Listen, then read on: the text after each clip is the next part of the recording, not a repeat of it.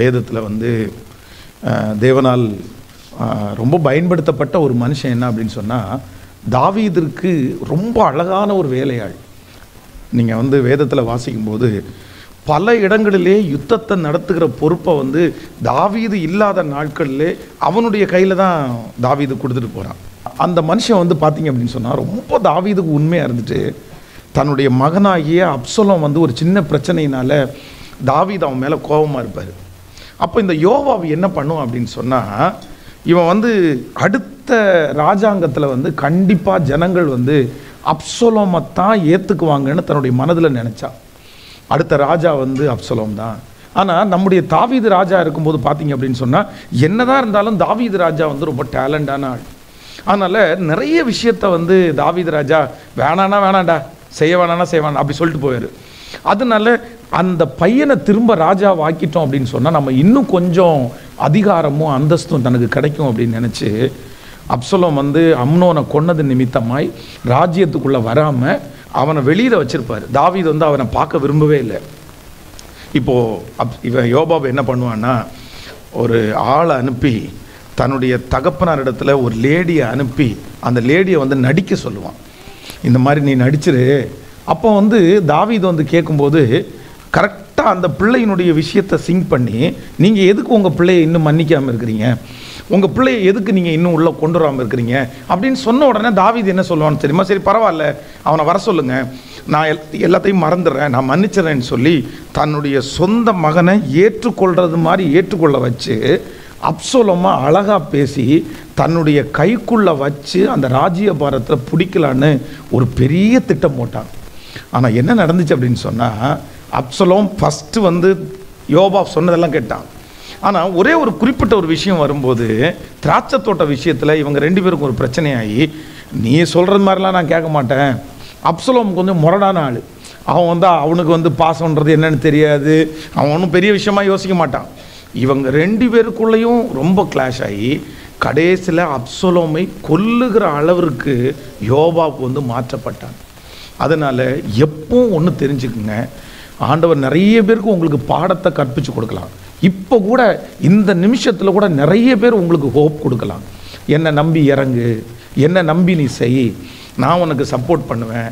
ஆனால் ஒன்று நினைத்து கொள்ளுங்கள், எப்பொழுதுமே வேதம் சொல்லுகிறது, மனிதனை நம்புவதை பார்க்கலும் கர்த்தர் மேல் பற்றுதலாய் இருப்பதே நலம். சில நேரத்தில் அவங்க ஷார்ட்கட்டை காமிச்சிடலாம். ஆனால் ஒன்று நீங்கள் நினைத்து கொள்ளுங்கள், கண்டிப்பாக ஷார்ட்கட்டில் உங்களால் முன்னேற முடியாதுன்றதை நீங்கள் நினச்சிக்கோங்க. ஆண்டவர் என்ன சொல்கிறாருன்னா, உத்தமனுக்கு கர்த்தர் துணை, உத்தமனுக்கு கர்த்தர் துணை. நான் வந்து ஒரு பரிதாபமான ஒரு குடும்பத்தை நான் சந்தித்தேன். அப்படின்னா நாகர்கோவில் பகுதியில் ஹெச்எம் அப்படின்ற போஸ்ட் வந்து ஸ்கூல்லையே பெரிய போஸ்ட்டு. நம்ம எல்லாருமே அவங்கள ரொம்ப ஆனர் பண்ணுவோம். அந்த ஐயாவும் ஒரு ஸ்கூலில் ஹெச்எம், அந்த அம்மாவும் ஸ்கூலில் ஹெச்எம். ரெண்டு பேருமே கவர்மெண்ட் ஜாப்பில் ஒர்க் பண்ணுறாங்க. ரெண்டு பேருக்குமே மாதமானால் 1.5 லட்சம் ரூபாய்க்கு மேலே சம்பளம் வருகிறது. ரொம்ப பெரிய சொத்துக்காரங்க. ஆனால் நைட்டோடு நைட்டாக ஊரை விட்டு ஓடி வந்து எங்கிட்ட வந்து அவ்வளோ வயசான நாளில் வந்து ஏதாவது எங்களுக்கு ஒரு பாதுகாப்பு கொடுக்க முடியுமா அப்படின்னு கேட்டாங்க. அப்போ நான் சொன்னேன், என்ன பிரச்சனை, ஏன் உங்கள் பிள்ளைங்க இல்லையா? ஒரு பையன் வந்து டாக்டராக இருக்கான், ஒரு பொண்ணு வந்து சென்னையில் ஐடி கம்பெனியில் ஒர்க் பண்ணுறாங்க. இவ்வளோ நல்ல குடும்பத்திலிருந்து நீங்கள் இவ்வளோ உதவியை கேட்குறதுக்கு என்ன காரணம்னு கேட்டேன். ஒன்றுமே இல்லை, இவங்க வந்து ரெகுலராக ஒரு பேங்கில் வந்து நகை அடகு வைப்பாங்க. அந்த பேங்கில் இருக்கிற மேனேஜர் என்ன சொல்கிறான் அப்படின்னு சொன்னால், சார் ஒரு 10 பவுன் நகை வந்திருக்குது, ஆனால் ரொம்ப கம்மியான ரேட்டுக்கு வந்திருக்குது, சும்மா ஒரு 1 லட்சம் ரூபாவை நீங்கள் கட்டிட்டீங்கன்னு சொன்னால் 10 நாளையில் நீங்கள் கொடுத்ததை விட பல மடங்கு நகை அதிகமாக வரும், நம்ம அதை வாங்கிக்கலாமா அப்படின்னு கேட்குறாரு. சரின்ட்டு இவங்க 1 லட்சம் ரூபா கொடுக்குறாங்க. அப்போ அந்த நபர் சொல்கிறாரு, இல்லை சார் இப்போ 10 பவனாக இருந்தது 25 பவனாக மாறிடுச்சு, நீங்கள் ஒன்று பண்ணுங்கள், ஒரு 5 லட்சம் ரூபா கொடுங்க, அந்த 25 சேர்த்தாயும் எடுக்க முடியும்னு சொல்கிறாங்க. இப்படி சொல்லி சொல்லி சொல்லி சொல்லி அவங்கள எவ்வளோ ரூபாவில் கொண்டு விட்டாங்கன்னா, கிட்டத்தட்ட 5 crores 5 கோடி ரூபா பக்கத்தில் தன்னுடைய சொத்தை விற்று கடன் வாங்கி எல்லாத்தையும் கொண்டு போய் கொடுத்ததுக்கு அப்புறம் கூட அவங்களுக்கு நகைன்ற ஒன்று 1 பவுன் கூட வரவே இல்லை. ஏமாந்து போய் இவங்க கடன் வாங்குறவங்களுக்கு பணம் திருப்பி கொடுக்காம இந்த ஊரை விட்டு அவ்வளோ பெரிய போஸ்டிங்கில் இருந்து அந்த ஊரை விட்டே ஓடி வருகிற ஒரு சூழ்நிலையில் தள்ளப்பட்டு அவங்க வாழ்க்கை வந்து பரிதாபமாக இருந்துச்சு. அதனால் ஒன்று நீங்கள் ஆண்டவரிடத்தில் ஜெபம் பண்ணணும், நமக்கு கர்த்தர் கிருபை கொடுக்கணும். என்ன அப்படின்னு சொன்னால், ஆண்டவரே என்னை ஏமாற்ற வர்றவங்க, எனக்கு முன்பாக இருக்கிற நபர்கள் உங்கள்கிட்ட ஒரு வார்த்தையை பேசினா கூட எதுக்கு பேசுகிறாங்க, அவங்க என்ன ஆதாயத்திற்காக பேசுகிறாங்க, அவங்களுடைய உள்ள அவங்க என்ன நினச்சிருக்காங்க, இந்த ஞானத்தை நான் நம்புகிறேன். உங்கள்கிட்ட பேசும்போதே ஆண்டவர் உங்களுக்கு கற்றுத்தருகிறதற்கு வல்லவராக இருக்கிறார். இதற்கு முன்பாக நிறைய பேர் நீங்களை ஏமாந்துருக்கலாம். உங்கள் பிள்ளைகளை குறித்து ஒரு வருத்தம் வந்திருக்கலாம். என் பிள்ளை யாருனாலும் ஏமாந்துருவான், என் பொண்ணு யாருனாலும் ஏமாந்துருவாங்க, ஏதாவது ஒன்று சொல்லிட்டாங்கன்னா உடனே அப்படி நம்பிடுவாங்க. எதுக்கு சொல்கிறாங்க, என்ன சொல்கிறாங்கன்ற ஒரு உணர்வே என் பிள்ளைக்கு வர்றதில்லை.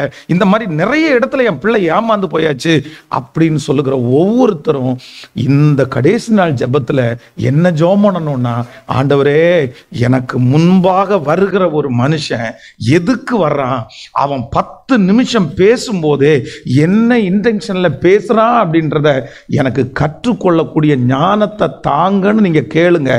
கண்டிப்பாக சொல்லுகிறேன், நீங்க பெரிய பெரிய ஆபத்தில் நீங்கள் தப்புவிக்க முடியும். கன்னியாகுமரி மாவட்டத்தில் எங்களுடைய ஊரில் கிராமத்தில் வந்து பார்த்தீங்கன்னா அந்த கிணத்துல வந்து தண்ணி இருக்கும். அந்த தண்ணி வந்து ஒரே ஒரு கிணத்துல பார்த்தீங்கன்னா எவ்வளோ வெயில் காலத்துலையும் அந்த தண்ணி ஊறிட்டே இருக்கும். அந்த கிணத்துலேருந்து தான் ஊரில் உள்ள எல்லாருமே தண்ணி குடிப்பாங்க. திடீர்னு பார்த்தா ஒரு பாம்பு வந்து அந்த கிணத்துக்குள்ளே இருக்குது. இப்போ அந்த கிணத்துக்குள்ளே யாராலையுமே இறங்கி அந்த பாம்பை எடுக்க முடியல. என்னென்னமோ முயற்சி எடுத்து பார்க்குறாங்க, அந்த பாம்பு வெளியே வரவே இல்லை. அதை அடிக்கடி வந்து தலையை காமிச்சிட்டு போகும். இதனால ஜனங்களுக்கு தண்ணி குடிக்கவும் இருக்க முடியாது, பாம்பு வெளியே. இது ஒரு பெரிய பிரச்சனை. நம்ம ஊர்லேயே பார்த்தீங்கன்னா சிலவங்க வந்து பார்த்தீங்கன்னா இந்த அரை மைண்டோட இருப்பாங்க. அப்படின்னா என்ன சொன்னாலும் கொஞ்சம் உசிப்பேத்தி விட்டா போதும், கொஞ்சம் தூக்கி விட்டா போதும், கொஞ்சம் தட்டி விட்டா போதும், என்ன வேணாலும் செய்வான். கொண்டு போய் அதான் கிணத்துல குதினா குதிச்சிருவான். அவனுக்கு ஒன்றுமே தேவையில்லை. 4 பேர் சேர்ந்து அவனை என்ன பண்ணணும், அவ்வளோதான் புகழணும். ஏ மச்சான், உன்ன மாதிரி வேற யாருமே இல்லைடா, நீ தான் பெரிய ஆள் அப்படின்னா அவ்வளோதான் குதிச்சிடுறியா, உடனே குதிச்சிடுவான். அந்த மாதிரி ஒரு மனுஷனுக்கு வந்து எல்லாரும் பார்த்து, இது நடந்த சம்பவம், அவனை இது பண்ணி நீ தான் இந்த பாம்பை பிடிக்க முடியும், நீ ரொம்ப பெரிய ஆள், நீ நினைச்சேன்னா பாம்பு என்ன பெரிய விஷயம் அப்படின்னு சொல்லி அவனுக்கு முழுக்க முழுக்க வந்து பார்த்தீங்கன்னா சாராயத்தை வாங்கி கொடுத்து குடிச்சிட்டு அந்த கிணத்துல இறக்கி விட்டாங்க. இவன் அதே மாதிரி கிணத்துல இறங்கி ஒரு டவலை வச்சு அந்த பாம்பை வந்து தன்னுடைய கையில் பிடிச்சிட்டான். பிடிச்சிட்டு அப்படியே மேலே ஏறி வரும்போது இந்த பாம்பு நெளியும் பாருங்களேன். ஏற்கனவே இவனுக்கு பயங்கரமான போதை. பாம்பு நெளிஞ்சிட்டே இருக்கும்போது, நீ என் கையிலே நெளியிறியா, நான் உன்னை எப்படி விடுவோம், நீ கடிக்கிறதுக்கு போன நான் உன்னை கடிப்பேன் அப்படின்னு சொல்லி, இது காமெடிக்காக இல்லை, அதில் தலையிலே கடிச்சிட்டான். அப்படின்னா வந்து நீ என் கையில் இருந்து இப்போ வளர நான் உன்னை விடமாட்டேன்னு சொல்லி ஒரு கையில் பிடிச்சிட்டு இன்னொரு கையினால அந்த பாம்பை படிக்கும்போது கரெக்டாக தலையில் கடிச்சிட்டான். அப்படியே அந்த பாம்போட மேலே ஏறி வந்து நின்ன அடுத்த ஒரு 3 நிமிஷத்துக்குள்ள கீழே விழுந்து நுர வாயில தள்ளி அதே இடத்துல அந்த மனுஷன் இறந்து போயிட்டான். காரணம் என்ன அப்படின்னு சொன்னால், இந்த உலகத்தில் உங்களுக்கு ஞானத்திலேயே பெரிய ஞானம் என்ன வேணும் அப்படின்னா, மனுஷங்களை கையாளக்கூடிய ஞானத்தை எனக்கு தாங்கப்பா. பிசாசு நேரடியாக வந்தெல்லாம் தாக்குறதில்ல. நிறைய பேரை பிசாசு நேரடியாக வந்தெல்லாம் நம்ம சோதிக்கிறது இல்லை. நிறைய நேரத்தில் சத்ரு யார் மூலமாக தான் வருவான் அப்படின்னா, மனுஷங்க மூலமாக தான் வருவான். இந்த ஜெபத்தில் இருக்கிற பிள்ளைங்களா இருந்தாலும் சரி, வாலிப தம்பியா இருந்தாலும் சரி, இன்னைக்கு ஆண்டவரிடத்துல என்ன கேட்கணும் அப்படின்னு சொன்னா, ஆண்டவரே நான் நம்புறேன், ஆண்டவர் யார் முன்னாடியும் உங்களை ஏமாந்து போகிறதுக்கு விட மாட்டாரு. இதுவரையிலும் ஒருவேளை நீங்க நிறைய பேர் ஏமாந்துருக்கலாம், உங்க பணத்தை ஏமாந்துருக்கலாம், உங்க சொத்தை ஏமாந்துருக்கலாம், உங்க வாழ்க்கையை ஏமாந்துருக்கலாம். ஆனா நான் இன்னைக்கு இந்த பலிபீடத்திலிருந்து உங்களுக்காக ஜெபிக்கிறேன். கர்த்தர் இனி யாரு முன்னாடியும் ஏமாறாதபடி கர்த்தர் கிருபையாய் ஒரு ஞானத்தை கர்த்தர் ஆச்சரியமாய் உங்களுக்கு கர்த்தர் கிருபையாய் தருவாரா. கண்டிப்பா கர்த்தர் தருவார். உங்களுக்கு கர்த்தர் தருவார், உங்க பிள்ளைகளுக்கு கர்த்தர் தருவார், உங்க சன்னதிக்கே ஆண்டவர் தருவார். ஆனா ஆண்டவரிடத்துல என்ன கேட்கணும் அப்படின்னு சொன்னா, ஆண்டவரே எனக்கு ஒரு கிருபை தாங்க, மனுஷனை அறிஞ்சிக்க கூடிய ஒரு அறிவை எனக்கு நீர் தருவீராக. சிலர் பாருங்க, நம்மளை வேற எதுனாலையும் கட்டி போட மாட்டாங்க. இந்த பாசோன்ற ஒண்ணுனால கட்டப்பட்ட குடும்பங்கள் எத்தனை தெரியுமா? எத்தனை பேர் சொல்லுவாங்க தெரியுமா, நான்லாம் வந்து சும்மா டே அப்படின்னு கூப்பிட்டா நிறைய பேர் கேட்க மாட்டாங்க. அதனால சாமி அப்படின்னு கூப்பிட்டோன்னு வைங்களேன், கொஞ்சம் பாசமாக கூப்பிட்டோன்னு வைங்களேன். அதான் நான் எதுக்கு அடிமைன்னா பாசத்துக்கு அடிமை, பாசத்துக்கு அடிமை. ஆனால் ஒன்று நினைத்து கொள்ளுங்கள், சில மனிதர்களுடைய பாசம் கூட நமக்கு சில நேரத்தில் என்னவா மாறிடும்னா ரொம்ப டேஞ்சராக மாறிடும், ரொம்ப டேஞ்சராக மாறிடும். ஸோ இந்த கடைசி நாளில் நம்ம ஜெபிக்கக்கூடிய முதல் ஜெபம் என்னன்னா, ஆண்டவரே ஒரு மனுஷனை குறித்த அறிவை கர்த்தர் எனக்கு கிருபையாய் தருவீராக. எத்தனை பேர் ஆமோதிக்கிறீங்க? ஒரு மனுஷன் எனக்கு முன்பாக நின்று 10 நிமிஷம் பேசினான்னா அவனை குறித்த ஒரு அறிவு எனக்கு வேணும் ஆண்டவரே. என்னுடைய பிள்ளைக்கு அந்த அறிவை எனக்கு கொடுங்க ஆண்டவரே. என் குடும்பத்தில் இருக்கிற நபர்களுக்கு அறிவை கொடுங்க ஆண்டவரே. என் கணவனாருக்கு அந்த அறிவை கொடுங்க ஆண்டவரே. மனுஷனால மாட்டப்பட்டிருக்கிற அந்த பிள்ளைய கர்த்தர் இந்த கடைசி நாளில் கர்த்தர் தூக்கி எடுப்பாராக. கைகளை மேல உயர்த்தி ஒரு ஜெபமாய் மனுஷன் அறியக்கூடிய ஒரு அறிவை எனக்கு தாங்க ஆண்டவரே, தாங்க ஆண்டவரே. இனி எந்த மனுஷனுக்கு முன்னாடி நான் ஏமாந்து போகக்கூடாது. என் பிள்ளை எந்த மனுஷனுக்கு முன்னாடி ஏமாந்து போகக்கூடாது. என் குடும்பம் எந்த மனுஷனுக்கு முன்பாகவும் ஏமாந்து போகாதபடி இப்பொழுது எனக்கு ஒரு ஞானத்தினால் நீர் என்னை நிரப்புவீராக. மனிதனை குறித்த அந்த அறிவினால் கர்த்தர் என்ன நிரப்புகிறதற்காக ஸ்தோத்திரம்பா. நன்றி ஆண்டவரே, நன்றி. நீங்க நினைச்சா ஆசீர்வாதம் என்ன மறந்தா எங்கே போவேனா சொல்லுவோம். நீங்க நினைச்சா ஆசீர்வாதம் என்ன மறந்தா எங்கே போவேனா. தேவகுமாரா தேவகுமாரா என்ன நினைச்சிடு, தேவகுமாரா தேவகுமாரா கொஞ்சம் நினைச்சிடு சொல்லுவோம். தேவகுமாரா தேவகுமாரா என்ன நினைச்சிடு, தேவகுமாரா தேவகுமாரா கொஞ்சம் நினைச்சிடு. நீங்க நினைச்சா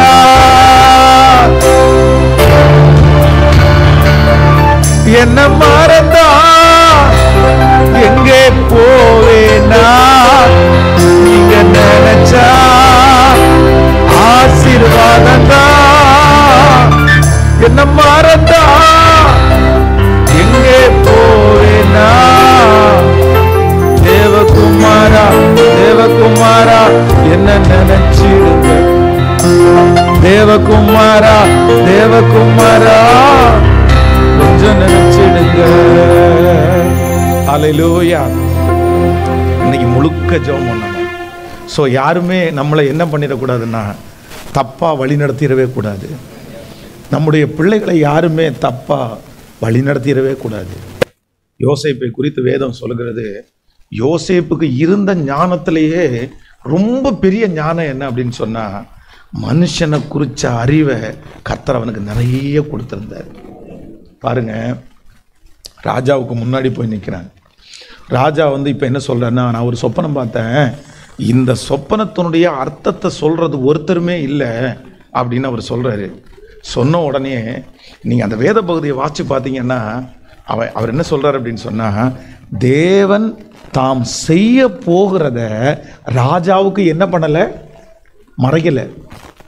ராஜாவுக்கு மறைக்கல. அவருடைய பிரசன்டேஷனை பாருங்க.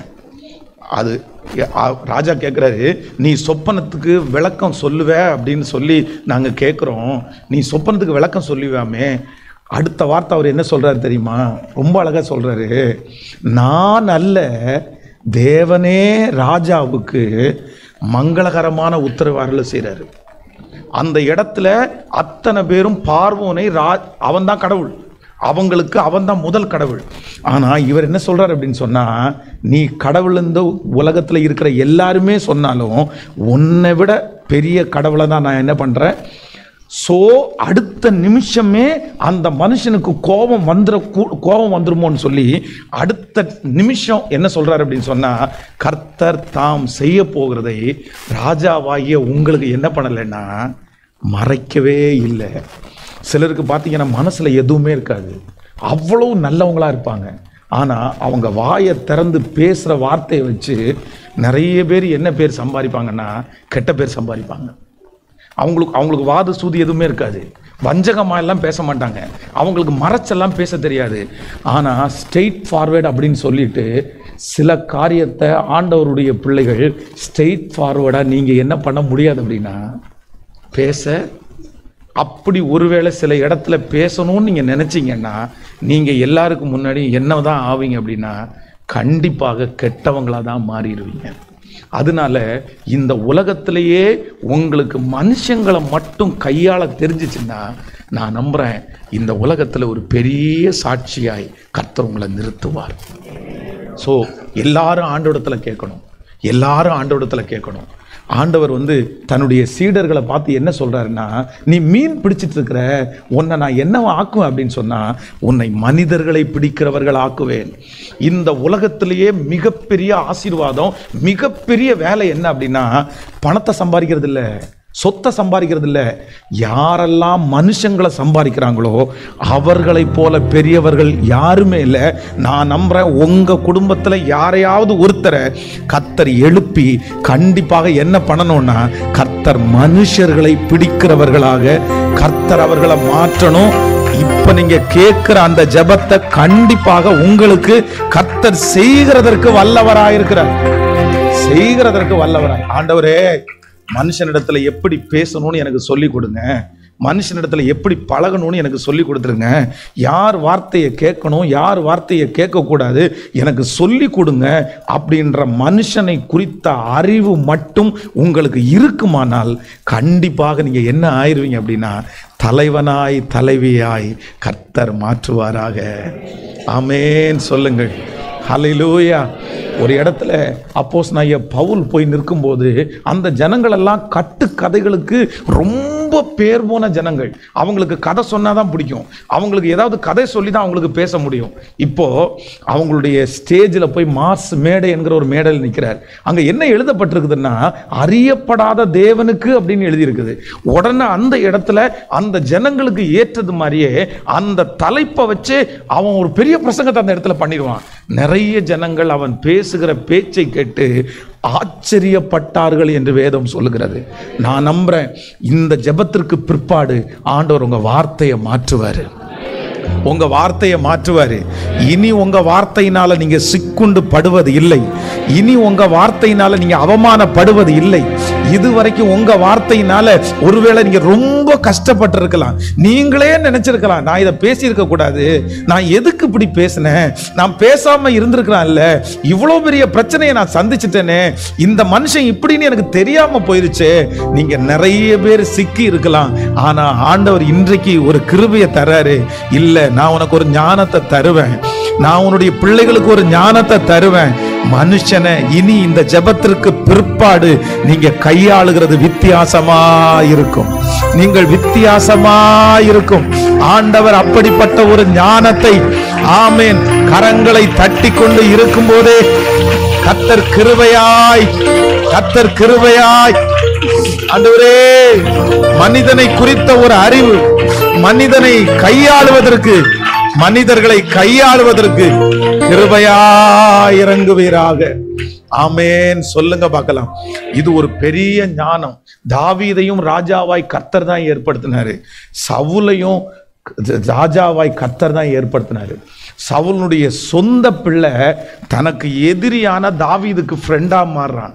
எப்படி மாறுறான்னா ஸ்திரீகளுடைய ஸ்நேகத்தை பார்க்கலாம் யோனத்தானுடைய ஸ்நேகம் அவ்வளவு நல்லதா இருந்துச்சாமா. இந்த யோனத்தான் அப்படின்ற கேரக்டர் நீங்க நினைக்கிறது மாதிரி வேதத்துல சாதாரணமான கேரக்டர் கிடையாது. என்ன கேரக்டர்னா கழுகை போல வேகமாய் ஓடக்கூடியவனாமா. அவ்வளவு அதான் எதிரியினுடைய நாட்டுல அத்தனை பேரும் பிரச்சனை பண்ணிட்டு இருக்கும்போது இவங்க யாருமே போடக்கூடிய தைரியம் இல்லை.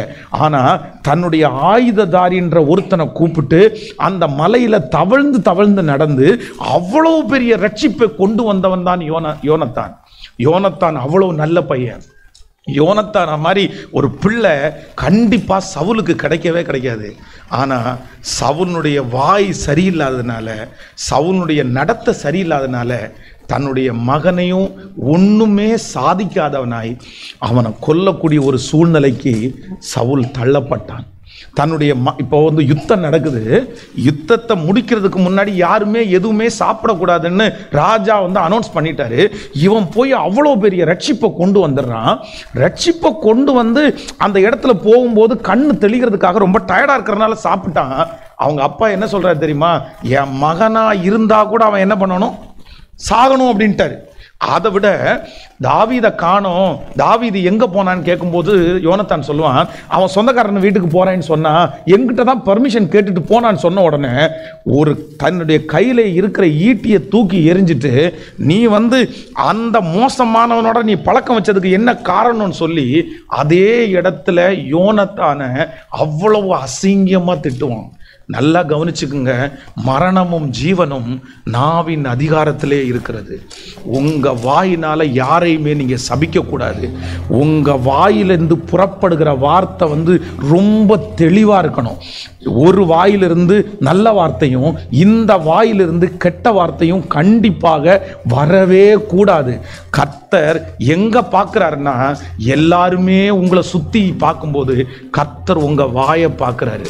யோபுவை குறித்து வேதம் சொல்லுகிறது, என் தாசனாகிய யோபுவே, நீங்க பேசினது மாதிரி அவன் என்ன பண்ணல, அவன் பேசல.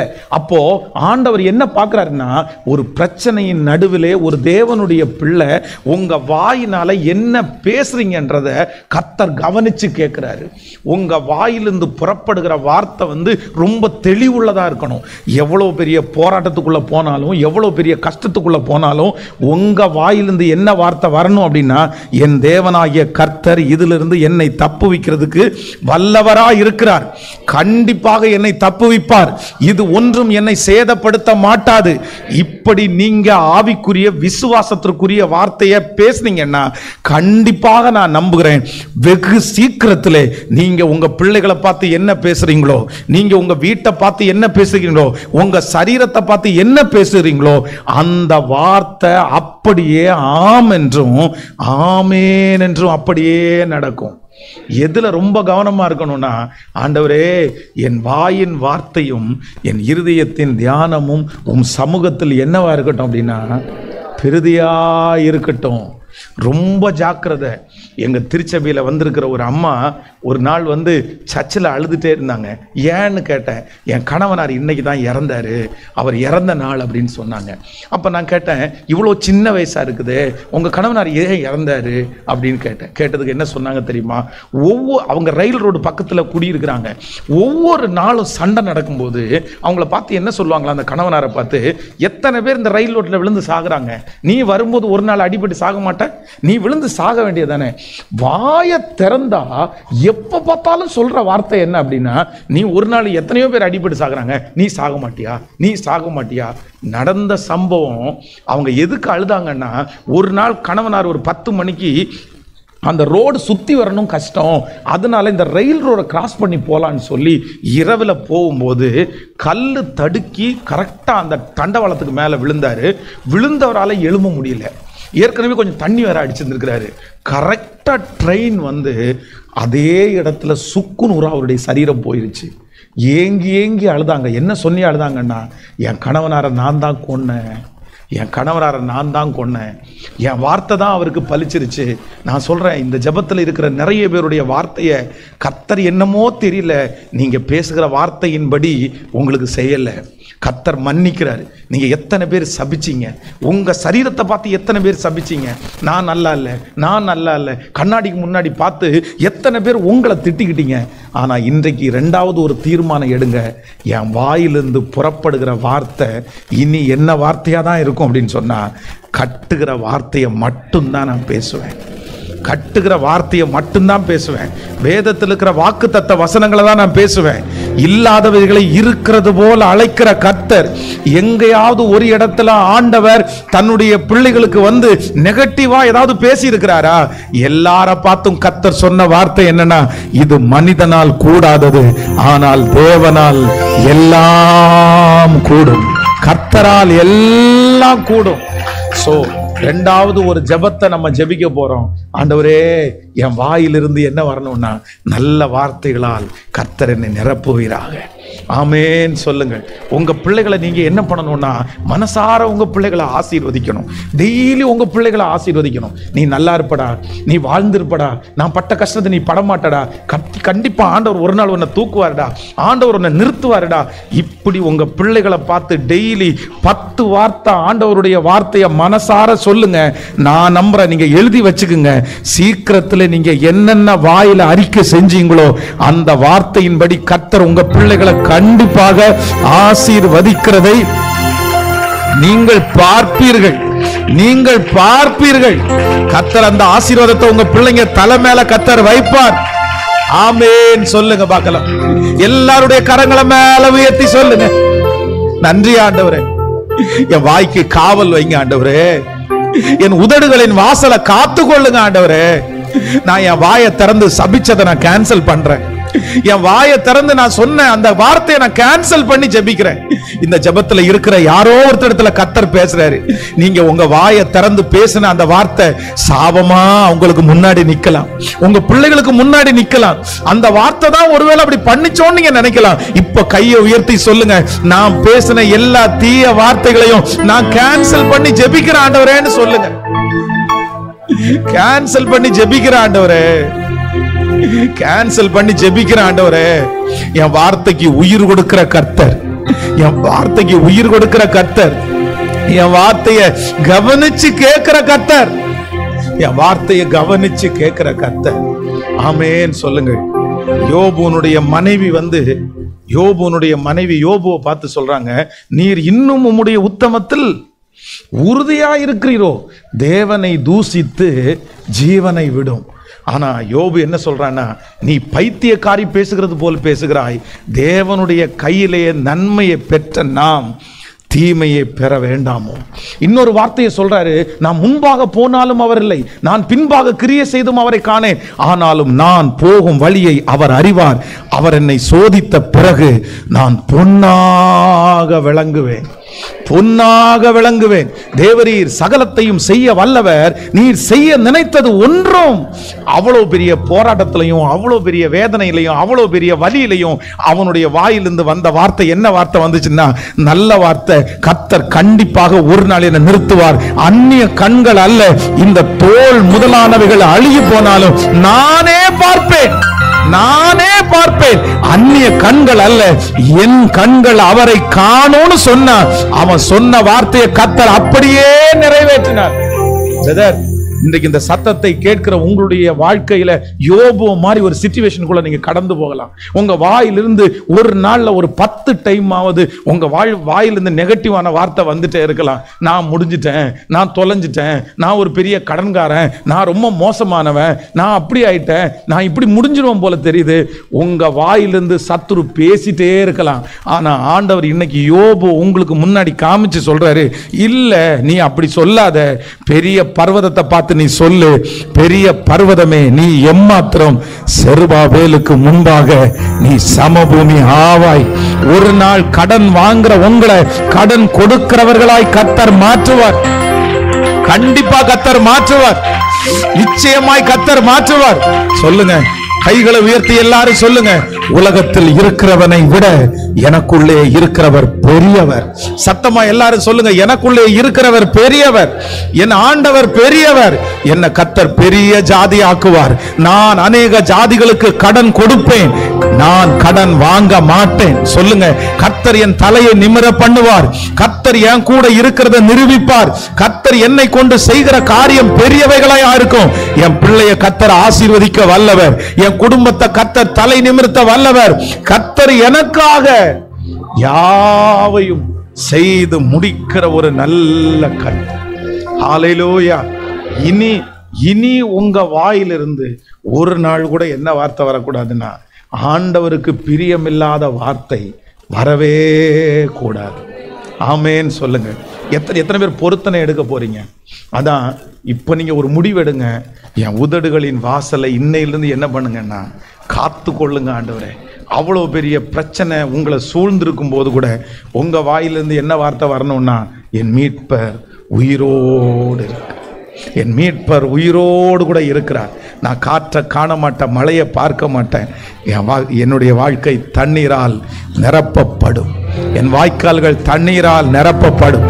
கர்த்தர் எனக்காக செய்ய போகிறார், கர்த்தர் என்னை நடத்த போகிறார். ஹல்லேலூயா, ஆமென். கர்த்தர் என்னை உயர்த்த போகிறார், என் பிள்ளைய கர்த்தர் தொட போகிறார். நான் அவருடைய மகிமையை பார்ப்பேன், ஆண்டவருடைய என்னை பார்க்கும்படியாய் கர்த்தர் செய்வார். ஆமென். வேதம் சொல்லுகிறது, இந்த மலையை பார்த்து நீ சமுத்திரத்தின் ஆழத்துல தள்ளுண்டு போன்னு சொன்னா அது உனக்கு என்ன செய்யுமாமா? அப்படியே கீழ்ப்படியும். மலையை பார்த்து, மலை அப்படின்னா பிரச்சனை, பிரச்சனையை பார்த்து, பிரச்சனையே நீ என்னை மேற்கொள்ள முடியாது, எனக்குள்ள இருக்கிறவர் பெரியவர், வியாதியே நீ என்னை மேற்கொள்ள முடியாது, கண்டிப்பா எனக்குள்ள இருக்கிறவர் பெரியவர்னு நிறைய பேர் சொல்லணும்னு ஆண்டவர் சொல்றாரு. ஆனா நம்ம நிறைய பேர் என்ன பண்ணுவோம் தெரியுமா? பிரச்சனையை பார்த்து நம்ம பேச மாட்டோம், ஆனா பிரச்சனையை பற்றி தான் நம்ம பேசுவோம்.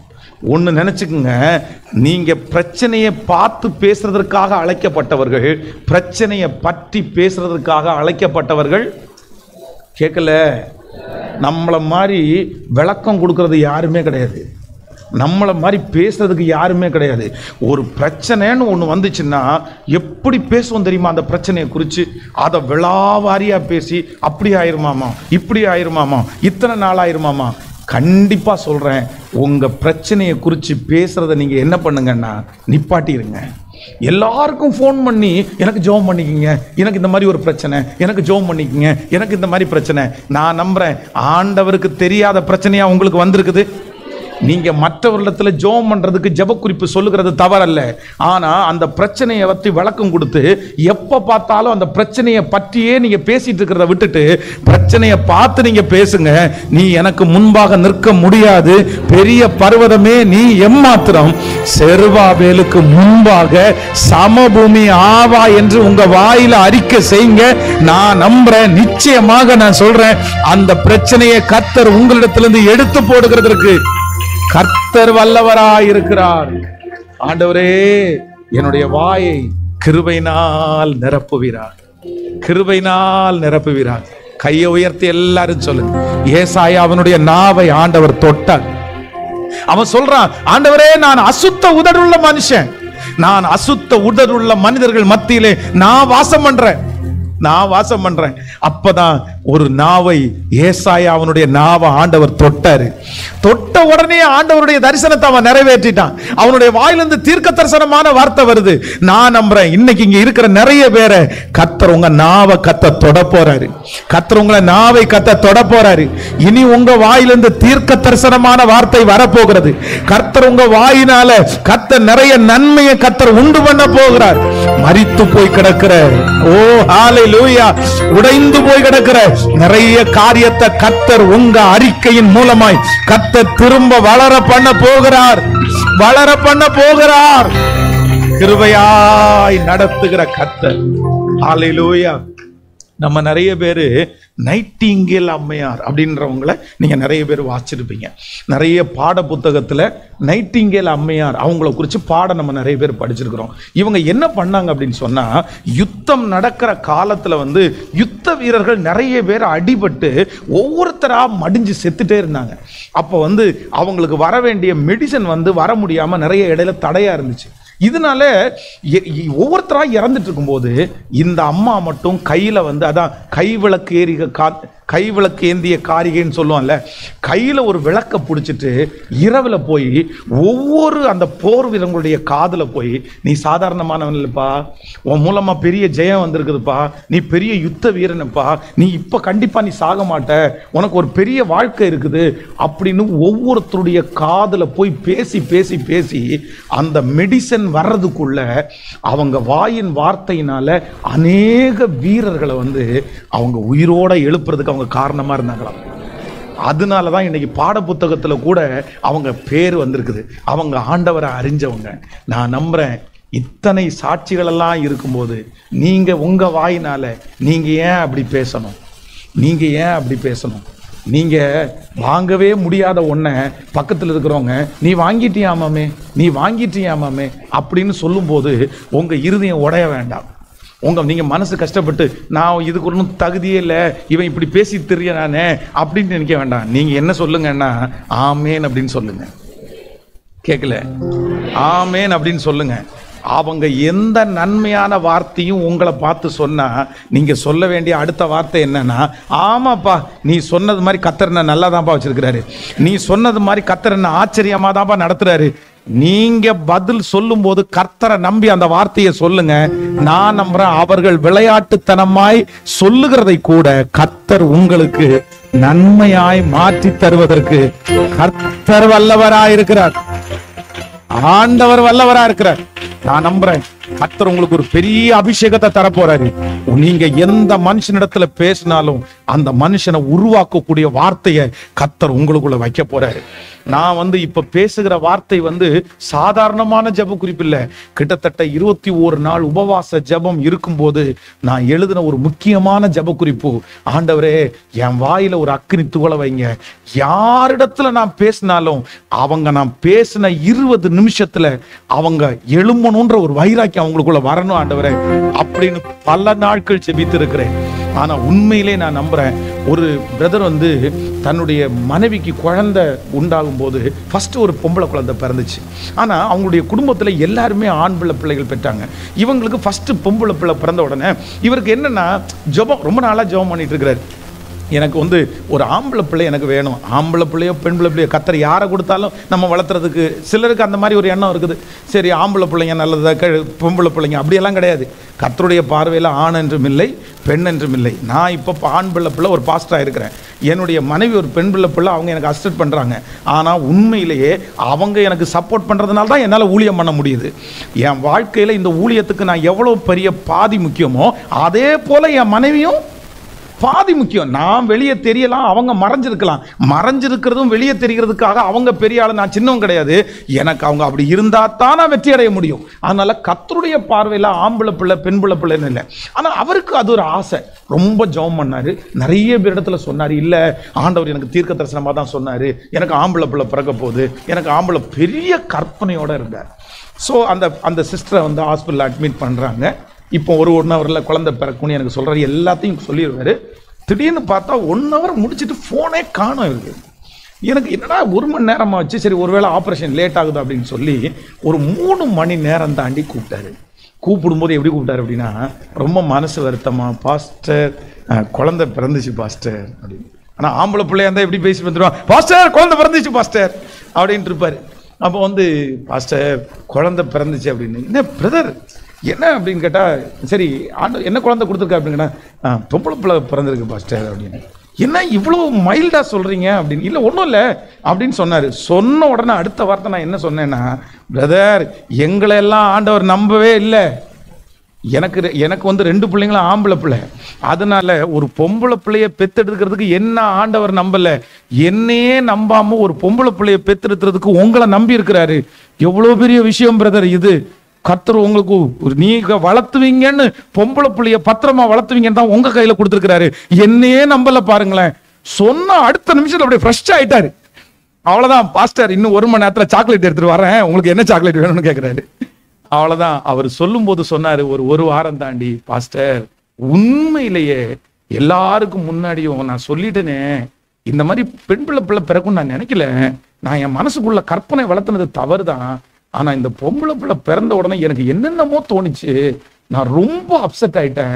உங்களுக்கு போன் பண்ணி நீங்க ஒரு வார்த்தை சொன்னீங்க தெரியுமா, என்னையே பொம்பளை பிள்ளைக்கு கர்த்தர் நம்பலையா, உன்னை நம்பி இருக்கிறாரு, நீ வளர்த்து வேண்டாம் உனக்கு நம்பி இருக்கிறாரு.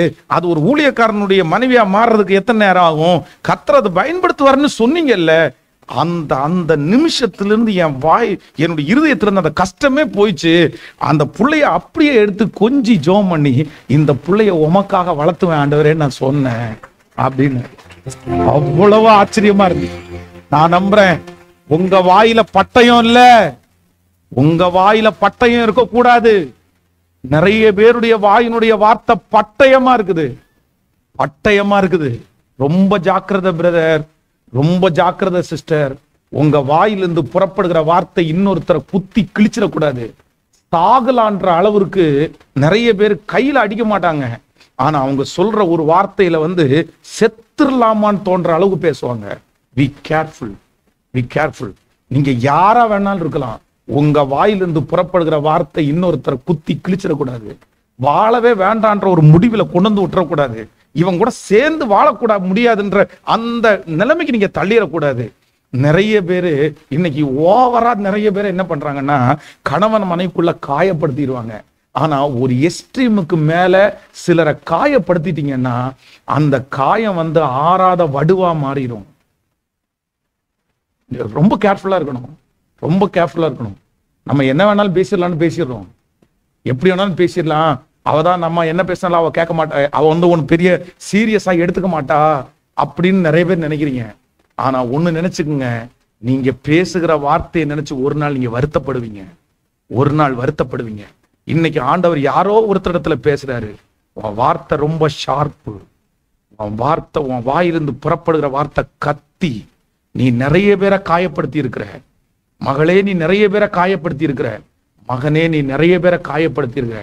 இன்னைக்கு ஒப்பு கொடுக்கணும், என் வாயிலிருந்து வர்ற வார்த்தை ஒருத்தரை இடிக்க கூடாது. ஒருத்தரை என்ன பண்ணணும்னா சத்தமா சொல்லுங்க, கேட்கல கேட்கல பக்கத்துல கையை பிடிச்சு சொல்லுங்க, உங்க வார்த்தை ஒருத்தரை கட்டணுமே தவிர ஒருத்தரையும் என்ன பண்ணக்கூடாதுன்னா சொல்லுங்க, இடிச்சிடக்கூடாது, அழிச்சிடக்கூடாது, அழிச்சிடக்கூடாது. ரொம்ப கேர்ஃபுல்லா இருக்கும். என் ஊழியத்துல செஞ்சுட்டு இருக்கும்போது கீழே வீட்டுல குடியிருந்த ஒரு அம்மா இரவுல சவுண்டு கேட்டே இருந்துச்சு, சத்தம் கேட்டே இருந்துச்சு. கணவன் மனைவி 2 பேரும் சண்டை போட்டே இருந்தாங்க. எனக்கு ஒண்ணுமே தெரியல, சரி ஓகே நான் விட்டேன். கொஞ்ச நேரம் தாண்டி கதவை தட்டுறாங்க. நைட்டு 12:30 மணி. நைட்டு 12:30 மணிக்கு கதவை தட்டும் போது என்ன சிஸ்டர்னு கேட்டா அவங்க சொல்றாங்க, இந்த மாதிரி 2 பேருக்கும் சண்டை ஆயிடுச்சு, அவர் ஒரு டவலை அவர் போயிட்டாரு, ஓடிட்டாரு, நான் உயிரோட வாழ மாட்டேன், நான் ரயில் ரோட்ல செத்துருவேன்னு சொல்லிட்டு ஓடிட்டாரு. 2 குழந்தைங்க, சின்ன குழந்தைங்க பாஸ்டர், என்னால அவருக்கு பின்னாடி ஓட முடியல, நீங்க கொஞ்சம் பார்க்க முடியுமான்னு கேட்டேன். சரின்ட்டு 12:30 மணிக்கு நான் எந்திரிச்சு ஓடுறேன், ஸ்ட்ரைட்டா ஓடுறேன். அப்ப பைக் வேற இல்லை, அந்த ரயில் ரோட்டுக்கு நேரம் ஓடுறேன். ஓடுனா இந்த மனுஷன் ரயில் ரோட்ல நெடுக்க படுத்துட்டு ஒரு ரெட் கலர் டவல், இன்னைக்கும் நான் மறக்கல, அந்த ரெட் கலர் டவலை எடுத்து தன்னுடைய கழுத்தோட சேர்த்து அந்த உள்ள தண்டவாளத்தை கட்டிட்டேன். நான் சொல்றேன், பிரதர் என்ன பண்றீங்க? நான் அவுக்க ட்ரை பண்றேன். அந்த கேட்ல நிக்கிற அந்த ட்ரெயின் மனுஷன் சொல்றான், டே ட்ரெயின் வருதுடா அப்படின்றான். உடனே நான் சொன்னேன், என்னால கட்ட அவுக்க முடியலன்னு சொல்லும் போது அவன் என்ன சொல்றான்னா, அந்த ஆள் சாகிறது சாகட்டும், நீயும் சேர்ந்து செத்துறாத, நீ முதல்ல விட்டுட்டு வா அப்படின்றாரு. எப்படி விட்டுட்டு வர முடியும்? எனக்கு அவன் மனசுக்குள்ள அப்படி படப்பட படப்படன்னு அடிக்குது. ட்ரெயின் ஹாரன் கேட்குது, அங்க இருந்து சத்தம், ராத்திரி வேற, இருட்டு, அந்த லைட் அடிக்கிற அந்த வெளிச்சம் எனக்கு தெரியுது. ட்ரெயின் எல்லாம் எப்ப டக்குன்னு ஸ்பீடா வருது நம்ம சொல்ல முடியாது. நான் அவர்கிட்ட சொல்றேன், பிரதர் எப்படியாவது நான் அவுத்துறேன், ஏன் பிரதர் என்னை விட்டுருங்க. அவ பேசுகிற வார்த்தையை கேட்டு ஒரு நிமிஷம் கூட நான் உயிரோட வாழ விரும்பல. அவர் ரொம்ப என்கிட்ட பேசுறா, என்னால ஜீரணிக்கவே முடியல, என்னை விட்டுருங்க பாஸ்டர், நான் வாழ விரும்பல. எப்படியோ கஷ்டப்பட்டு அவருடைய கழுத்துல கட்டி இருந்த அந்த டவலை அவுத்து அவரை தூக்கி தள்ளி போடுறேன். அதுக்குள்ள ட்ரெயின் கிராஸ் ஆகுது. ஆனா அவர் ஆண்டவர் காப்பாத்திட்டாரு, இன்னைக்கு நல்லா இருக்காரு. அவங்க பிள்ளைங்க 2 பேருமே உயர்ந்த இடத்துல இருக்கிறாங்க. அப்போ ஒன்று நினைத்து கொள்ளுங்கள், உங்க வாயில என்ன இருக்கக்கூடாதுன்னா விஷம். வாலிப தம்பி தங்கச்சி அப்படிதான், உன் வாயில என்ன இருக்கக்கூடாது அப்படின்னா, சில பிள்ளைங்க அம்மா அப்பாவை திட்டுறது, சில பசங்க அம்மா அப்பாவை திட்டுற வார்த்தையை கேட்டா அம்மா அப்பாவை அப்படியே உயிரோட வச்சு கொளுத்துறது மாதிரி நிறைய பேர் பேசுறாங்க. நான் சொல்றேன், உங்களுக்கு எப்படி பேச தோணுது? நீங்க எப்படி பேச தோணுது? எப்படி உங்களால பேச முடியுது? ஆனா அவ்வளவு தூரம் பேசிட்டு இங்க அந்நிய பாஷை பேசினா எப்படி கர்த்தர் கேட்பாரு? இங்க வசனம் வாசா எப்படி கர்த்தர் கேட்பாரு? கண்டிப்பா கேட்க மாட்டாரு. எங்க சுத்தம் வேணும் அப்படின்னு சொன்னா, ஆண்டவரே என் உதடுகளுக்கு காவல் வேணும், என் வாயின் வார்த்தைகள் உங்க சமூகத்துல என்னவா இருப்பதாக சத்தமா சொல்லுங்க. தேவரீர் என்னுடைய இருதயத்தின் தியானம், என் வாயின் வார்த்தைகளும் உங்க சமூகத்திலே பெரிதியா இருப்பதாக. கைய மேல உயர்த்தி சொல்லுங்க, என் வாயின நன்மையினால நிரப்புங்க. கர்த்தர் உங்களை கட்ட போறாரு, கர்த்தர் உங்களை கட்ட போறாரு, கர்த்தர் உங்களை உருவாக்க போறாரு. இல்ல நீங்க கர்த்தரால் தெரிந்து கொள்ளப்பட்ட பெரிய பாத்திரம். ஆயிரக்கணக்கான பேர் உங்க மேல சாபத்தை விதைச்சிருக்கலாம். ஆனா நான் கர்த்தராகிய ஆண்டவர் சொல்றாரு, உங்க மேல, உங்க குடும்பத்தின் மேல, உங்க பிள்ளைங்க மேல விட்ட சாபம் எதுவுமே கண்டிப்பா தங்காது. அவங்க வார்த்தையை கர்த்தர் கேன்சல் பண்ணுகிற கர்த்தர் உங்களோடு என்னோடு இருக்கிறார். அவங்க வார்த்தை நடக்காது, அவங்க வார்த்தை நடக்காது, அவங்க வார்த்தை நடக்காது. ஆனா கையை உயர்த்தி ஏசப்பாட்ட சொல்லுங்க, ஆண்டவரே என் வாய்க்கு காவல் வைங்க ஆண்டவரே, என் உதடுகளின் வாசலை காத்து கொள்ளுங்க ஆண்டவரே, எங்க வார்த்தையை நன்மையினால நிரப்புங்க ஆண்டவரே, என் வார்த்தையை நன்மையினால நிரப்புங்க ஆண்டவரே. என் வாயிலிருந்து புறப்படுகிற வார்த்தை இனி கட்டுவதற்கு கர்த்தர் இரக்கம் செய்வீராக ராஜா. இடிந்து போன என் குடும்பத்தை கட்டணும் ஆண்டவரே, என் பிள்ளைய கட்டணும் ஆண்டவரே. இப்பொழுது என் ஜெபத்துல கூட அப்படிப்பட்ட வார்த்தையை நீங்க வச்சிருங்க ஆண்டவரே. நன்றி அப்பா, நன்றி நன்றி. நான் அழுதால் ஏன் அழுதாய் என்று கேட்பவர் நீதானே, தோல்வலிக்க என்னை இன்று வரை சுமந்து வந்தது நீதானே. நான் அழுதால் ஏன் அழுதாய் என்று கேட்பவர் நீதானே, தோல்வலிக்க என்னை இன்று வரை சுமந்து வந்தது நீதான். நீ பிரியப்பட ஏதாவது நான் செய்யணும், நீ பிரியப்பட ஏதாவது நான் செய்யணும். இவன் சாதித்தான் என்று ஊர் சொல்ல என் கண்களை மூடணும், இவன் சாதித்தான் என்று ஊர் சொல்ல கண்களை கைய மேல உயர்த்தி எப்படியாவது இயேசுவே முழு பலத்தோட சொல்லுங்க, எப்படி ஆகில். நன்றி ஆண்டவரே. திரும்ப திரும்ப எப்படியாவது இயேசுவே, எப்படியாவது இயேசுவே, இயேசுவே, இயேசுவே, இயேசுவே, இயேசுவே, இயேசுவே. என்ன தூக்குங்க ஆண்டவர், என் பிள்ளைய தூக்குங்க ஆண்டவர் இயேசுவே. வேதம் சொல்லுகிறது, காரணம் இல்லாமல் விட்ட சாபம் அது கண்டிப்பா தங்காது. உங்களை பார்த்து, உங்க குடும்பத்தை பார்த்து, உங்க பிள்ளைகளை பார்த்து நிறைய பேர் ஏராளமான வார்த்தைகளை அள்ளி வீசி இருக்கலாம், அள்ளி வீசி இருக்கலாம், நிறைய வார்த்தைகளை சொல்லி இருக்கலாம், நிறைய சபிச்சிருக்கலாம். உன் பிள்ளை இப்படிதான் ஆகும், உன் பொண்ணு இப்படிதான் ஆகும், நீங்க இப்படிதான் ஆவாங்க. என் தலைமையில நிறைய சாபமான வார்த்தை இருக்கு பாஸ்டர். ஆனா நான் நம்புறேன், சாபத்தை ஆசீர்வாதமாய் திருப்புகிற கர்த்தர் உங்களோடு என்னோடும் கூட இருக்கிறார். அவர்கள் சொன்னது எதுவுமே நடக்காது, அவங்க சபிச்சது எதுவுமே நடக்காது, அவங்க சொன்னது எதுவுமே நடக்காது. கர்த்தர் தீர்க்க தரிசனமா வாக்கு கொடுக்கிறாரு. இல்ல உன் பிள்ளைய பார்த்து அவங்க சொன்னது நடக்காது, உன் குடும்பத்தை பார்த்து அவங்க சொன்னது நடக்காது, அந்த குடும்பம் சொன்னது நடக்காது. கர்த்தர் சொல்லுகிறார், அவங்க வாயிலிருந்து புறப்பட்ட அந்த வார்த்தையை நான் உனக்கு ஆசீர்வாதமான வார்த்தையாய் கண்டிப்பாக திரும்ப பண்ணுவேன், கண்டிப்பாக திரும்ப பண்ணுவேன். அந்த வார்த்தையின்படி செய்யாத கர்த்தர். ஹல்லேலூயா. நம்புறீங்களா இல்லையா? தேவனுடைய ஊழியக்காரன் தான். ஆனா அந்த ராஜா சொல்றாரு, இந்த ஜனங்களை என்னால ஒண்ணுமே பண்ண முடியல, அந்த ஜனங்களை எனக்காக சபிக்கணும்னு பீலையாமினிடத்துல கூலி பேசி கொண்டு வந்து பெரிய இடத்துல நிப்பாட்டி, அவனுடைய கான்செப்டே என்ன அப்படின்னா, அவங்கள சபிக்கணும்னு வந்து நிற்கிறான், வாயை திறந்து சபிக்கிறதுக்கும் ஆரம்பிச்சிட்டான். ஆனா இப்ப என்ன நடக்குது அப்படின்னு சொன்னா, அவன் வாயை திறந்து சபிக்கிறதுக்கு எடுத்த வார்த்தையை கர்த்தர் எப்படி திரும்ப பண்ணினாருன்னா, ஹல்லேலூயா. என்னமோ தெரியல, என்னுடைய சித்திக்கு வந்து என்னை பார்த்தாலே பிடிக்காது. அதனால என்னை பார்த்து எங்கள் வீட்டிலேருந்து வாசலை திறந்தா அவங்க வீட்டில் வாசலில் நிற்கிற மாதிரி எப்போ பார்த்தாலும் என்னை சபிச்சிட்டே இருப்பாங்க. ஒரு நாள் எங்கள் அம்மா இருக்கும்போது என்ன சொல்லிட்டாங்க தெரியுமா, உன்னை சீக்கிரமாக குழியில் வச்சிருவாங்கன்னு சொல்லிட்டாங்க. எங்கள் அம்மா உடனே பெரிய சண்டைக்கு போயிட்டாங்க, என் பிள்ளைய எப்படி நீ குழியில் வைக்கலான்னு சொல்லுவேன் அப்படின்னு சொல்லி. எங்கள் அம்மாவுக்கு ஒரே பயம், என்னை எப்படி இவ சொல்லிட்டாளே, அவள் கருணாக்கா, என்ன கருணாக்கா கரப்ட் எனக்கு தெரியாததை பற்றி. ஆமாம், சிலர் அப்படி நினைப்பாங்க, அவன் கருணாக்கு பேசினா பழிக்கணுவாங்களோ, அந்த மாதிரி என்னமோ பயங்கரமாக பயப்பட்டு அவங்க குழியில் வச்சிருவாங்க, உன்னை குழியில் வைக்க போகிறாங்க அப்படின்னு சொன்னாங்க. ஆனால் உண்மையிலே சொல்கிறேன், எங்கள் அம்மா அப்படி தான் நினச்சாங்க. ஆனால் இன்னைக்கு அவர்களே ஆசீர்வதிக்கிற அளவிற்கு கர்த்தர் என்னை கிருபையாய் நடத்தி. கண்டிப்பாக ஆண்டவர் வாக்கு கொடுக்குறாரு. உங்கள் கையை பிடிச்சி கர்த்தர் சொல்கிறார், பாஸ்டர் எனக்காக தான் இந்த வார்த்தை. அவங்க வார்த்தை, நிறைய வார்த்தை எனக்கு அள்ளி வீசிட்டாங்க.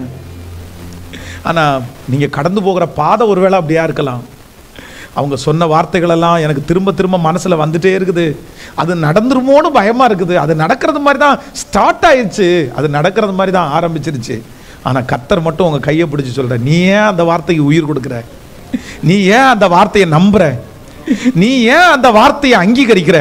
இல்லவே இல்லை. அந்த வார்த்தையின்படி கண்டிப்பாக நடக்க போவது இல்லை, நடக்க போவது இல்லை. கர்த்தர் நான் பிரசங்கம் பண்ணிட்டு இருக்கும் போதே உங்க குடும்பத்திற்கு எதிரான அந்த வார்த்தையை கர்த்தர் கேன்சல் பண்றாரு. அவங்க சொன்ன அந்த வார்த்தையை கர்த்தர் கேன்சல் பண்றாரு. இயேசு கிறிஸ்துவின் நாமத்தினால சாபத்தை ஆசீர்வாதமாய் மாற்றுகிற கர்த்தர் இப்போ அந்த சரீரத்திலிருந்து அந்த வியாதியை கர்த்தர் எடுத்து போடுறாரு. அந்த மன வியாதியை கர்த்தர் எடுத்து போடுறாரு. அவங்க வார்த்தை நிமித்தமாய் வந்த அந்த காரியத்தை கர்த்தர் இப்பொழுது எடுத்து போடுவதற்கு அவருடைய வல்லமை, அவருடைய வல்லமை, அவருடைய வல்லமை என்னை நன்மையாய் முடிய பண்ணுகிறது. பீலையாம் ஜனங்களை சபிக்கிறதற்காக போகும்போது வாயில ஆசீர்வாதமான வருது. அப்போ அவனை சபிப்பதற்காக சொன்ன ராஜா சொல்றாரு, என்னப்பா உன்னை சபிக்கிறதற்காக நான் கூட்டிட்டு வந்தேன், நீ ஆசீர்வதிக்கிற. இந்த ஜனங்களை ஒண்ணுமே பண்ண முடியாதா? இந்த ஜனங்களை எதுவுமே பண்ண முடியாதா? அப்பதான் பீலையாம் ஒரு ஐடியா சொல்றாரு, இந்த ஜனங்களை ஏதாவது பண்ணணும்னா இவங்களை ஆராதிக்கிற ஆண்டவர் அவங்கள விட்டு போனார்னா எதை வேணாலும் பண்ணலாம். அதுக்கு அந்த பிள்ளையாம் ஒரு ஐடியா கொடுக்குறாரு. என்னன்னா, உங்கள் இடத்துல உள்ள நிறைய பிள்ளைங்களை அவங்களுக்கு கொடுத்துருங்க, கல்யாணம் பண்ணுங்க. இதனால இஸ்ரவேல் ஜனங்கள் தீட்டுப்படுவாங்க, அவங்கள பாதுகாக்கிற கரம் அவங்கள விட்டு போயிடும். அதுக்கப்புறம் ஈஸியாக அட்டாக் பண்ணலாம், அவங்களே ஒருத்தருக்கு ஒருத்தர் செத்துருவாங்க அப்படின்னு ஒரு ஐடியா கொடுக்குறாங்க. அதற்கு பிறகுதான் இஸ்ரவேல் ஜனங்கள் இப்படி பாவத்தில் விழுந்து கர்த்தரே அவங்கள கைவிடக்கூடிய ஒரு சூழ்நிலை. ஒன்று நீங்கள் நினச்சிக்குங்க, உங்களை தவிர வேற யாராலையும் என்ன பண்ண முடியாதுன்னா அழிக்க. கேட்கல, நம்பிக்கை இல்லையா இருக்கு? நம்மளை யாருமே என்ன பண்ண முடியாது. சத்தமா சொல்லுங்க. ஊரே எதிர்த்து வந்தாலும், உலகமே எதிர்த்து வந்தாலும், உங்களை நான் சொல்றேன், ஒரு தலை மயிராகிலும் கர்த்தருடைய சித்தம் இல்லாம கீழே விழாது. யாருமே ஒன்றும் பண்ண முடியாது, கண்டிப்பா பண்ண முடியாது. ஆனா நம்ம ஒன்றும் இல்லாம போகணும்னா நம்ம தப்பு செஞ்சாதான் நம்ம ஒன்றும் இல்லாம போயிடுவோம். ஆண்டவர் நம்ம கூட இருக்கிற வரைக்கும், கர்த்தருடைய பாதுகாப்பு நம்ம கூட இருக்கிற வரைக்கும் கண்டிப்பாக ஒன்றுமே சேதப்படுத்த. சத்தமா சொல்லுங்க ஆமென்.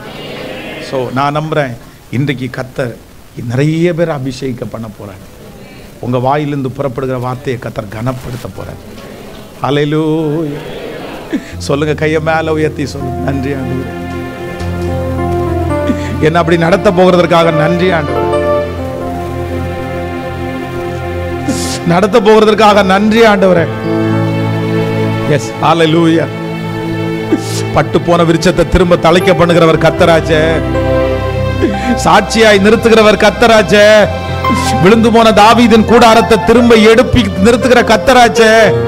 நான் இன்றைக்கு இந்த பலிபீடத்தில் சொல்லுகிற வார்த்தை நான் நம்புறேன், ஆம் என்றும் ஆமேன் என்றும் அப்படியே நிலைப்படுத்துகிற கர்த்தர், எங்க வாய்க்கு காவல் வைக்கிற கர்த்தர். ஹல்லேலூயா. நீங்க சாதாரணமானவர் அல்ல சொல்லுவோம், நீங்க சாதாரணமானவர் அல்ல, நீங்க சாதாரணமானவர் அல்ல, நீங்க சாதாரணமானவர் அல்ல. சொல்லிக்கொண்டே நீங்க சாதாரணமானவர். ஏசப்பா ஏசப்பா ஏசப்பா ஏசப்பா ஏசப்பா, நீங்க சாதாரணமானவர். அல்ல, நீங்க சாதாரணமானவர் அல்ல. எல்லாரும் சத்தமா எங்கள் தகப்பனே யெகோவா, நீங்க சாதாரணமானவர். எங்கள் தகப்பனே யெகோவா, நீங்க சாதாரணமா. இப்போ கை வலிச்சா கூட பரவாயில்ல, கைய மேல உயர்த்தி நீங்க சாதாரணமானவர். எஸ், கிருபை கிருபை கிருபை. நடக்கட்டும் ஆண்டவர், நடக்கட்டும் ஆண்டவர். அந்த எழுப்புதல் தீ பற்றி எரியட்டும் ஆண்டவர். நீங்க சாதாரணமானவர் அல்ல, நீங்க சாதாரணமானவர்.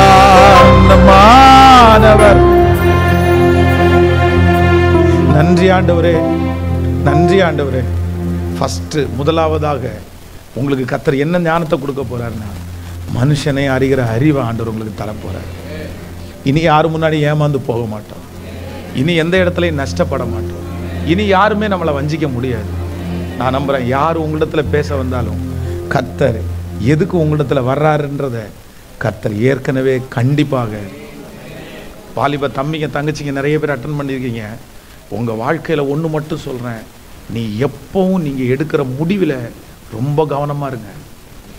யாராக இருந்தாலும் சரி, சில முடிவு எடுக்கும்போது ஆண்டவருடைய பிள்ளைங்க ரொம்ப யோசிக்கணும்.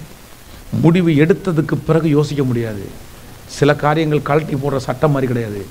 சில காரியத்தை முடிவு எடுத்துட்டீங்கன்னா சாகிற வரைக்கும் அந்த முடிவினால் உண்டாகிற தீமை உங்களை தொடர்ந்துட்டே இருக்கும். அதான் யாரோ ஒருத்தர் சொல்கிறாங்கன்றதுக்காக டக்குன்னு முடிவெடுத்துறாதீங்க. ஒவ்வொரு முடிவும், அதுவும் உங்கள் வாழ்க்கை சம்பந்தப்பட்ட முடிவை எடுக்கும்போது, ஒரு முடிவு எடுக்கும்போது அந்த முடிவு 20 வருஷம் தாண்டி நான் எடுத்த முடிவு சரி அப்படின்னு சொல்கிற அளவிற்குத்தான் அந்த முடிவு இருக்கணும். நான் சொல்கிறது உங்களுக்கு புரியுதில்ல? வாலிப தம்பி தங்கச்சி புரியுதில்ல? ரொம்ப கேர்ஃபுல்லாக இரு. நீ ஒரு முடிவு எடுக்கணும்னு மனசில் நீ நினச்சிருக்கலாம்.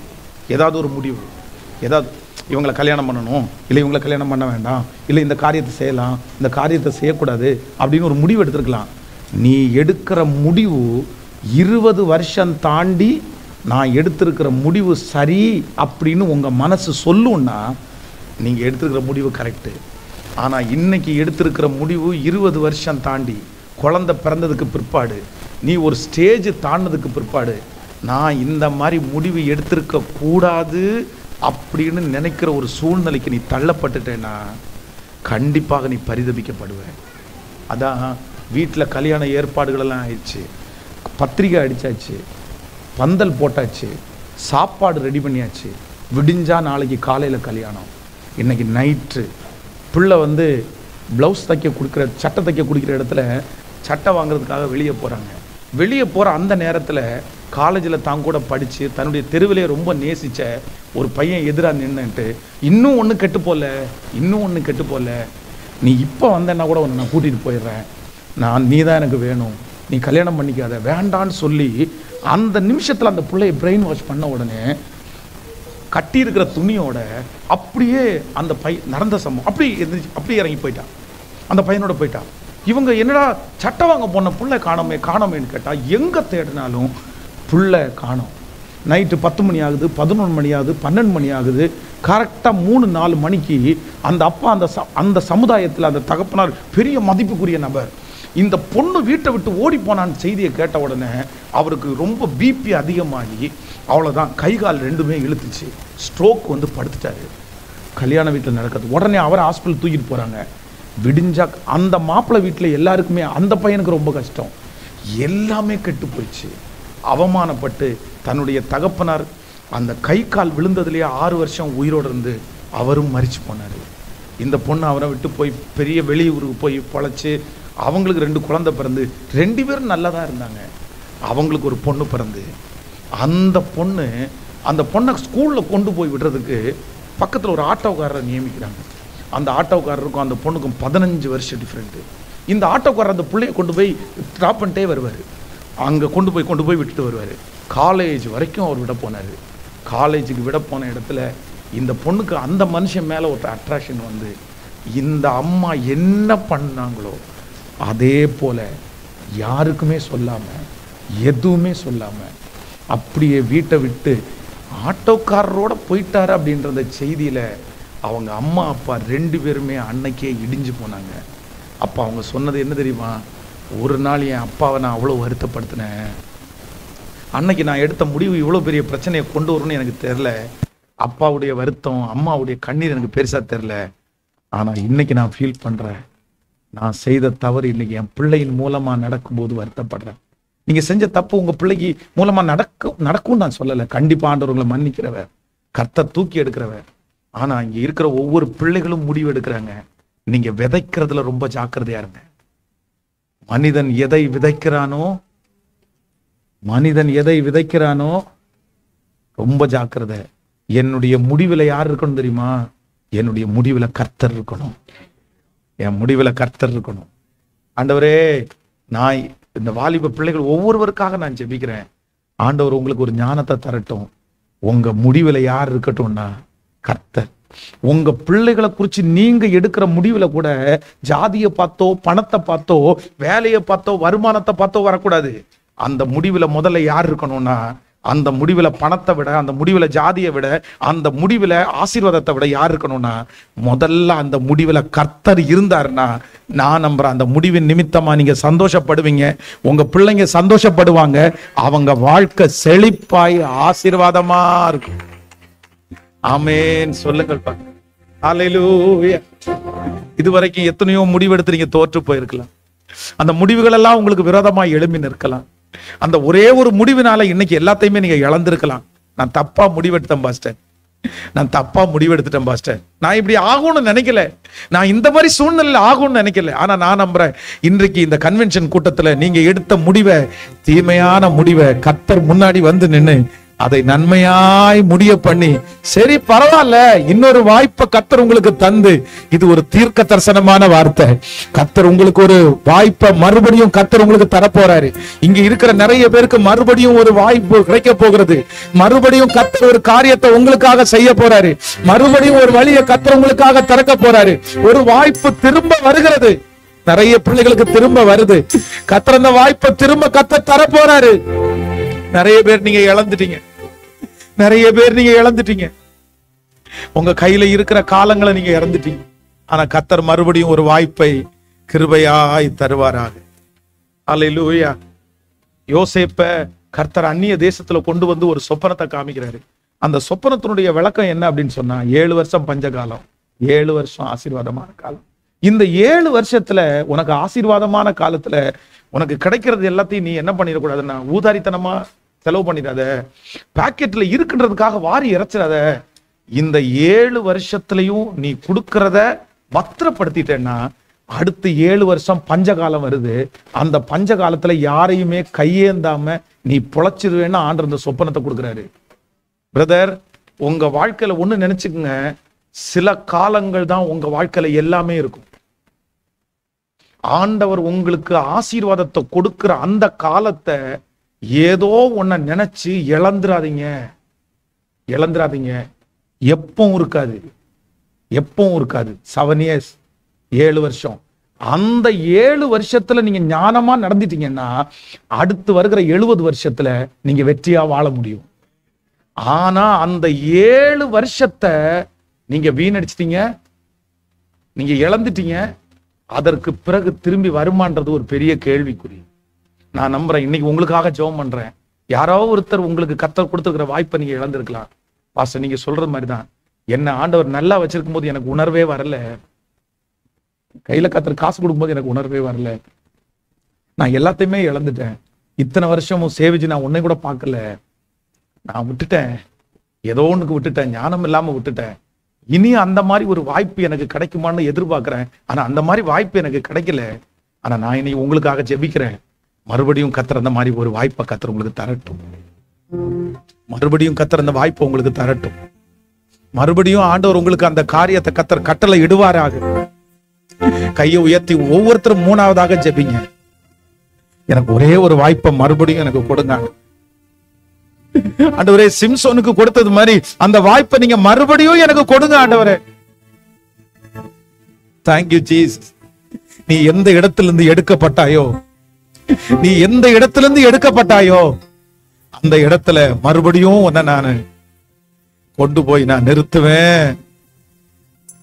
நீ எந்த இடத்திலிருந்து எடுக்கப்பட்டாயோ அதே இடத்துல இருந்து மறுபடியும் உன்னை நான் கொண்டு போய் நிறுத்துவேன். கையை உயர்த்தி சொல்லுங்க, என் பிள்ளைக்கு ஒரு வாய்ப்பை கொடுங்க ஆண்டவரே, எனக்கு ஒரு வாய்ப்பை கொடுங்க ஆண்டவரே. பழையது மாதிரி ஒரு பலத்தை ஆண்டவர் கொடுங்க ஆண்டவரே. பழையது மாதிரி ஒரு சத்தத்தை எனக்கு கொடுங்க ஆண்டவரே. கேட்க கேட்க நிறைய பேருக்கு கர்த்தர் தருகிறார். மறுபடியும் அந்த செழிப்பை கர்த்தர் தரப்போகிறார். மறுபடியும் நிறைய பேருடைய கண்கள்ல கர்த்தர் தயவை கட்டளையிட போகிறார். கைகளை உயர்த்தி சத்தமா எல்லாரும் ஜெபிங்க. ஆண்டவர், எனக்கு அந்த வாய்ப்பை மறுபடியுமாக நீங்க தாங்க ஆண்டவரே, நீங்க தாங்க, நீங்க தாங்க, நீங்க தாங்க. சொல்லுங்க, நீங்க சாதாரணமானவர். உங்க சத்தம் அப்படியே எழும்பட்டுமே. நீங்க சாதாரணமானவர் அல்ல, நீங்க சாதாரணமானவர், நீங்க சாதாரணமானவர் அல்ல. சொல்லு, நீங்க சாதாரணமானவர். இயேசுவே, இயேசுவே, இயேசுவே, இயேசுவே, இயேசுவே, நீங்க சாதாரணமானவர் அல்ல. ஆமென். காலையிலிருந்து ஒரு வசனத்தை மட்டும் ஆண்டவர் என்னுடைய இருதயத்துல திரும்ப திரும்ப பேசிட்டே இருக்காரு.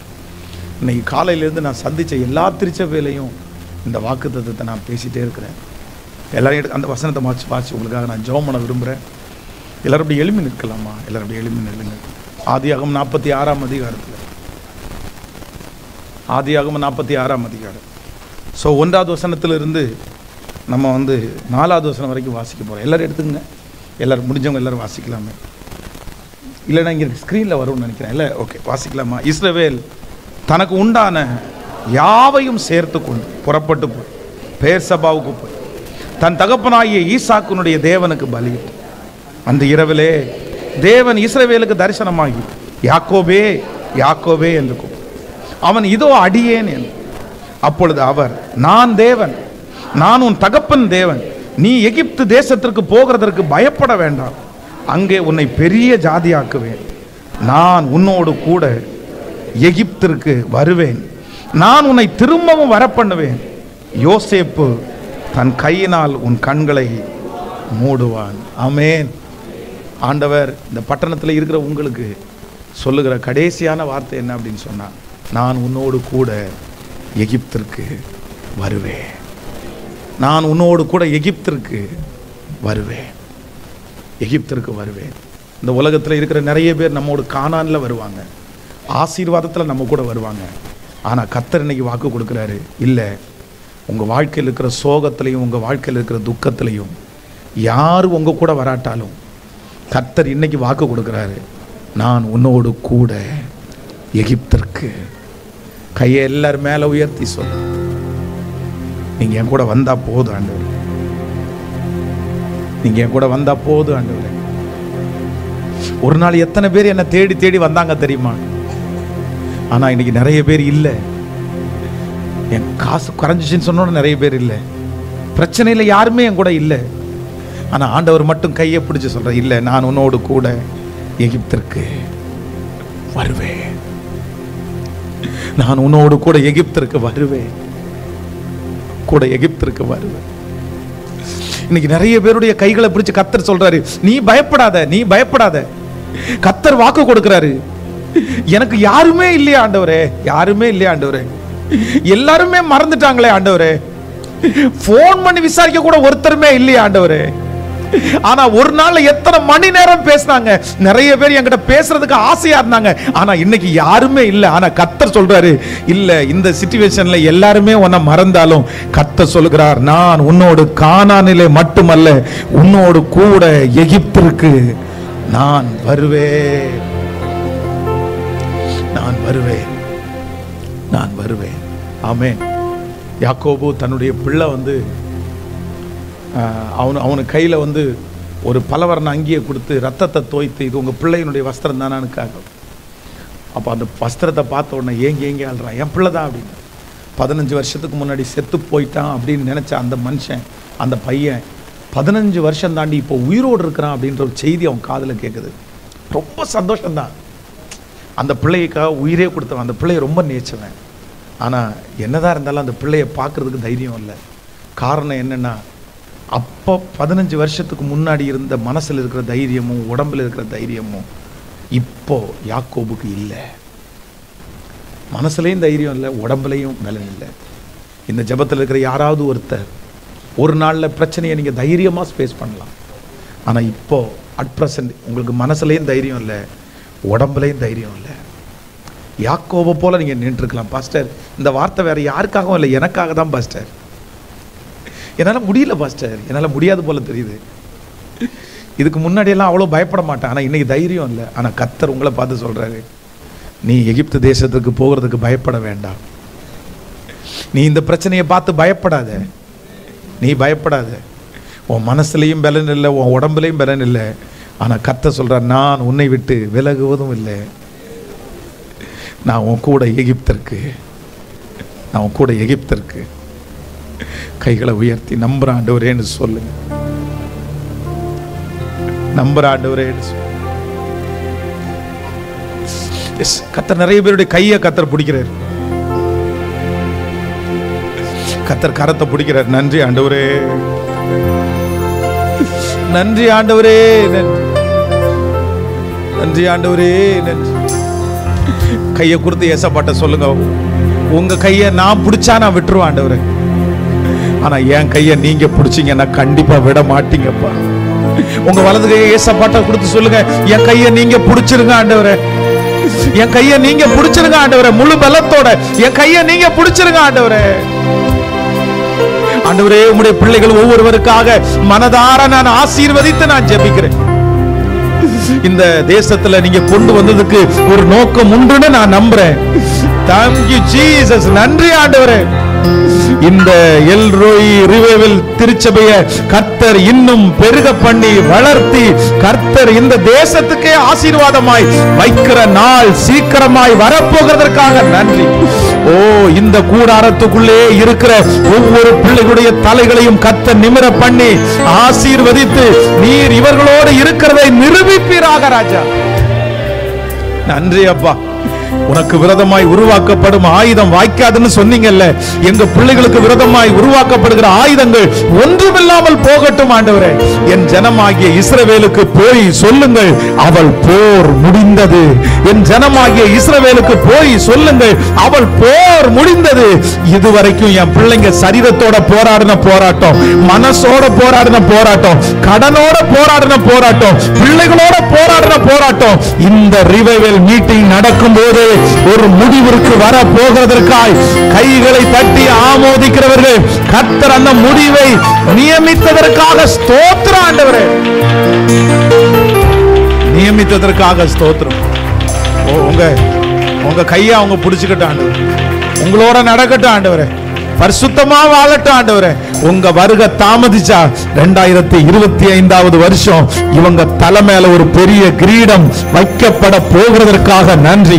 இந்த ஜெபத்துல இருக்கிற அநேகர் சாட்சியோட புது வருஷத்துல காலடி எடுத்து வைக்க போகிறதற்காய் நன்றி ஆண்டவரே, நன்றி ஆண்டவரே, நன்றி அப்பா. உங்க பாதத்தை முத்தம் செய்கிறேன், உங்க பிள்ளைகளை மனதார ஆசீர்வதிக்கிறேன். பாஸ்டர் அம்மாவை குடும்பத்தை ஆசீர்வதிக்கிறேன். தூணை இருந்து ஊழியம் செய்கிற பிள்ளைகளை ஆசீர்வதிக்கிற ஆண்டவரே. உங்க பிள்ளைகளை குறித்து நல்ல செய்தியை கேட்கிறதுக்கு கர்த்தர் பெலன் தாரு. இயேசுவின் மூலம் ஜெபம் எடுக்கிறோம் நல்ல பிதாவே. ஆமென். ஆமென். God bless you.